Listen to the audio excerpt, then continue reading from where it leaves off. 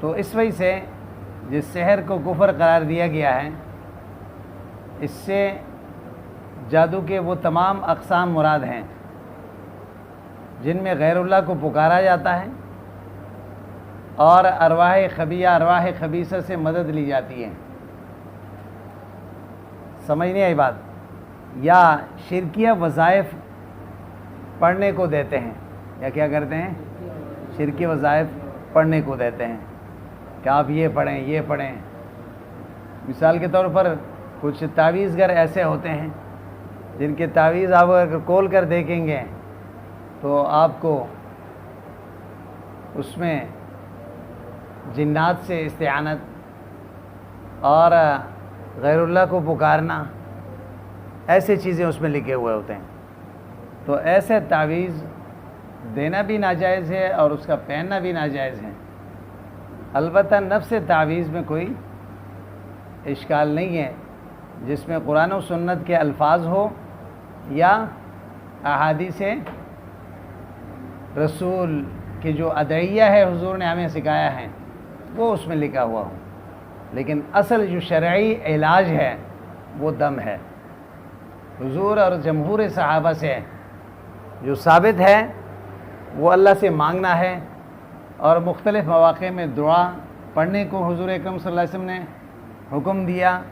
بیمار کو فرمایا کہ یہ دعا پڑھیں، مقروض ہے تو یہ دعا پڑھیں، سمجھ میں بات آئی؟ تو پریشانی ہو تو یہ دعا پڑھیں۔ سب سے اعلیٰ تعویذ یہی ہے، دم ہے، شرعی طریقہ بھی یہی ہے۔ البتہ بعض روایتوں میں یہ آتا ہے کہ صحابہ کرام سے ثابت ہے وہ اپنے چھوٹے بچوں کو اعوذ بکلمات اللہ التامات من شر کل شیطان وہامہ وعین لامہ، جو بچے سمجھدار ہوتے تھے ان کو سکھاتے تھے کہ یہ پڑھ لو، شیطان کے شر سے بچ جاؤ گے اور نظر نہیں لگے گی۔ اور جو بچہ چھوٹا ہے بھی، سمجھنے کی صلاحیت نہیں ہے، ان کو تعویذ بنا کے پہناتے ہیں۔ چونکہ اس بنیاد پر ہمارے یہاں صرف یہ کہا گیا کہ ایک جائز ہے، لیکن اصل چیز کو چھوڑ کر لوگوں نے اس کو ہی معیار بنا دیا، اب پھر اس میں اتنا غلو کرتے ہیں کہ تعویذ کو مؤثر بالذات بھی نہیں ماننا، یہ ایک سبب ہے دوا کی طرح، اور تاثیر مالک ڈالتا ہے اس میں۔ سمجھ میں بات آئی؟ ہاں بھائی کیا کر رہے ہیں؟ ہاں سمجھ میں بات آئی؟ تو امام غزالی رحمہ اللہ فرماتے ہیں کہ السحر نوع یستفاد من العلم بخواص الجواہر و بامور حسابیہ فی مطالع النجوم۔ تو یہ ایک خاص علم ہے، تو یستفاد من العلم بخواص الجواہر، مختلف چیزوں کے خواص کو معلوم کر کے اور پھر تاروں کے مختلف جو مطالعے ہوتے ہیں ان کو دیکھ کے اس سے ایک علم حاصل کرتے ہیں، اور پھر اس سے وہ خواص حاصل کر کے لوگوں کے اوپر ڈالتے ہیں،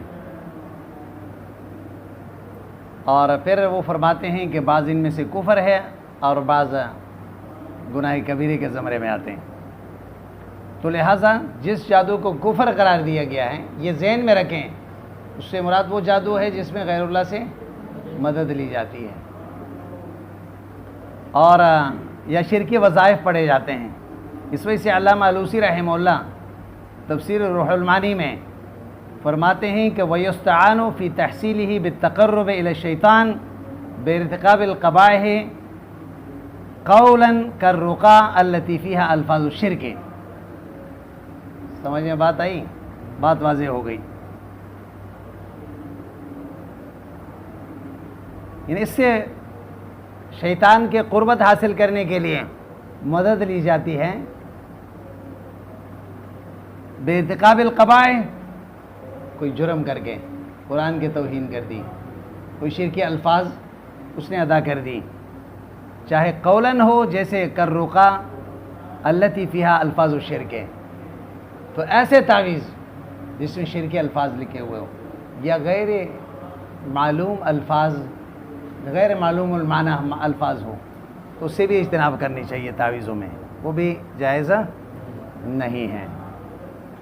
شاہ عبدالعزیز رحمہ اللہ فرماتے ہیں کہ جادو کے 13 قسمیں ہیں، اور سب کا خلاصہ غیر اللہ کو پکارنا ہے، اور غیر اللہ کو عالم الغیب اور قادر مطلق ماننا ہے۔ سمجھ آئی بات؟ تو اس کا مطلب یہ ہے کہ جادو کے تمام اقسام میں غیر اللہ کو پکارنا اور شریک پایا جاتا ہے، تو اس نے کفر قرار دیا ہے۔ شیخ الاسلام ابن تیمیہ رحمہ اللہ بھی یہی فرما رہے ہیں کہ جادو میں غیر اللہ کو پکارنا لازم ہوتا ہے۔ تو بہرحال